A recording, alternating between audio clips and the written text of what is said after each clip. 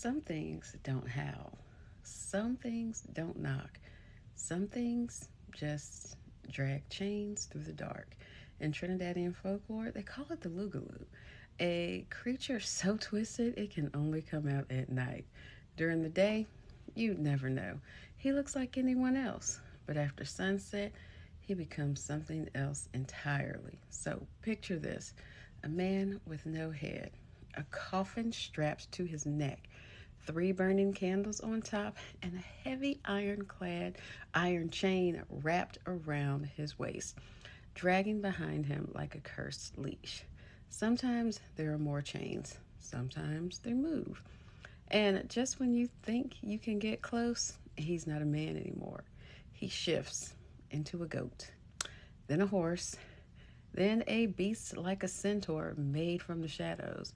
He grows, he shrinks. One minute he's no longer than a toddler. Next, he blots out the stars. The Lugahoo is also a bloodsucker, but it's not picky. Cows, goats, chickens, sometimes even people. It leaves nothing but claw marks and dry husk. You can kill a Lugahoo, but only if you know how. You need a stick anointed with holy water and oil for 9 days straight. Then at night, you have to beat the creature. As you hit it, it will change over and over and over again. Growling dog, wide-eyed horse, snarling pig, a bloody bull man, then a crashing wave. And then finally, it vanishes into black mist. And if you stop before the end, it'll remember your scent and it'll come back for you. Word of advice: don't follow the sound of chains at night. Don't trust any stray animals near crossroads. And if you see a man walking like he's carrying a weight on his neck, don't ask him what it is. And definitely don't make eye contact.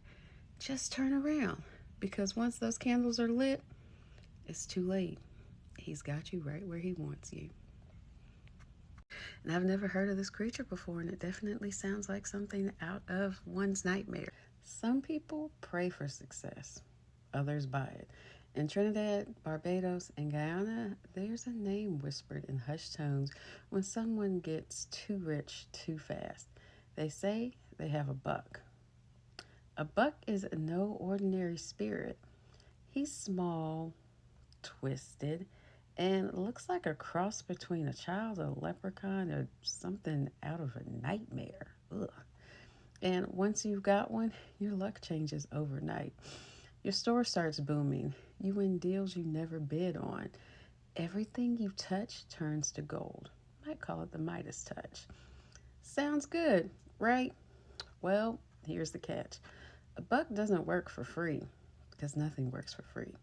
You have to feed him every day, and not just scraps. I'm talking rich food, rum, milk, sometimes even blood.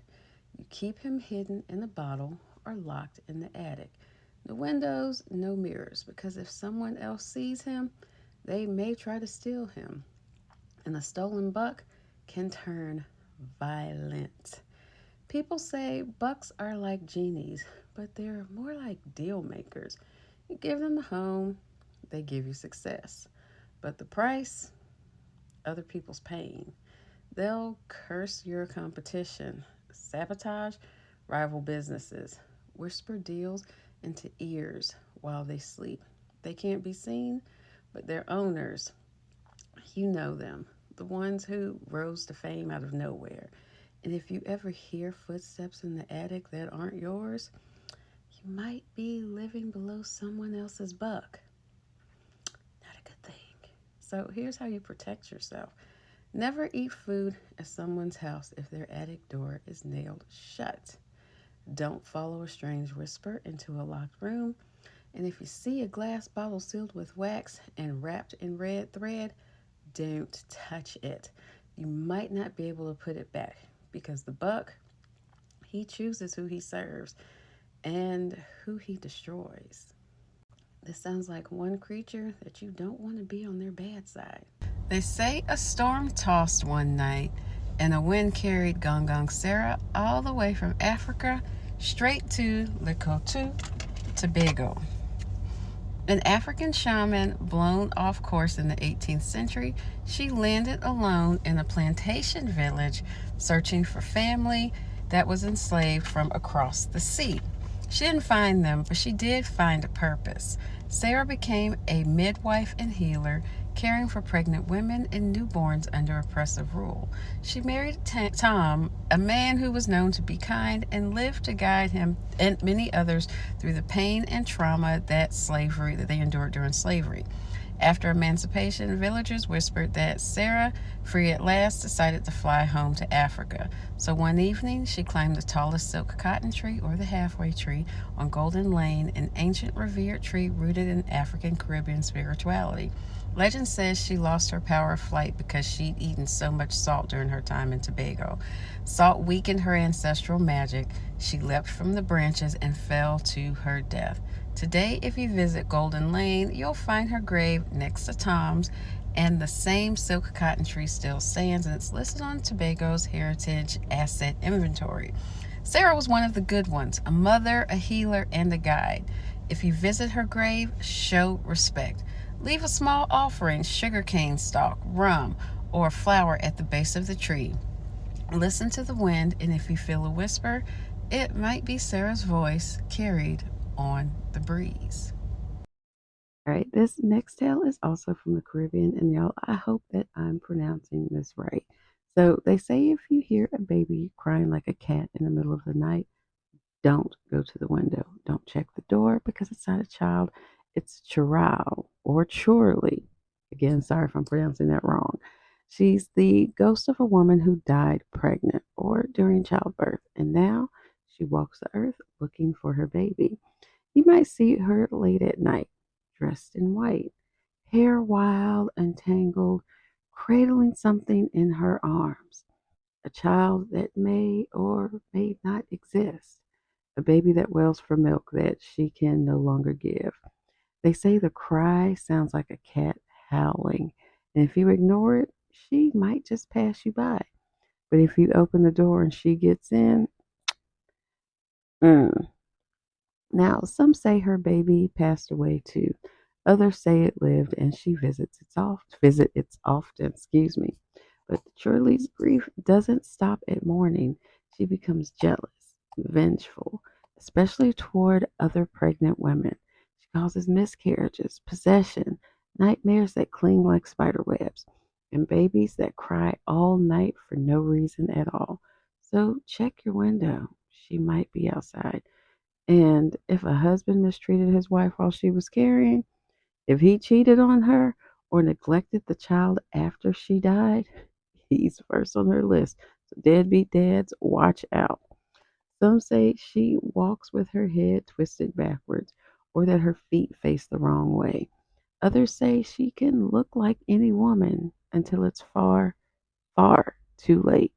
She's often seen near crossroads, but she especially likes to stay close to the family she left behind.